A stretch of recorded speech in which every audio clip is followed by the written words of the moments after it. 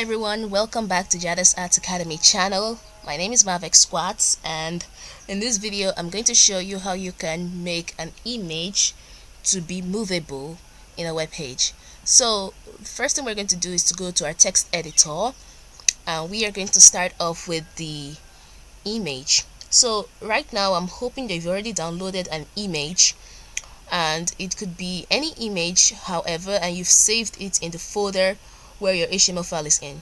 So we're going to set the image class to be sticky. Okay, image class sticky, and then the source is where we're going to write the name of our image. Mine is H1 and it's JPEG format. If yours is PNG, if it's JPG, you could add it. Now alt will be image. Now the purpose of this alt is that maybe the image may not be available, so it's the alt that will show. But if it's available, it will show as it's done in my own browser. So we're done with our HTML file. We're moving on to CSS.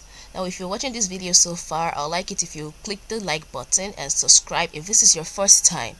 So we're going to add in the image the sticky, which we're styling. The position will be sticky, and then we're going to add the top, since it's the top up of the browser. Set it to 0, and then the width will be 200 pixels.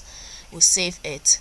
Now if you have any questions whatsoever about this image sticky, you could ask it in the comments, and if you've tried it in your text editor, I'll love it if you please come and comment on how it was like.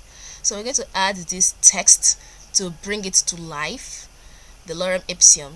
I'll save that and refresh it. Once I save and refresh it, you see that the text is now scrolling, but the image is standby. So that's how we're going to do it. So thank you very much for watching this video. If you have any questions, like I said, do not hesitate to ask them in the comment sections, and if you've done it, I'll also love to see how it went in your comments. So thank you very much.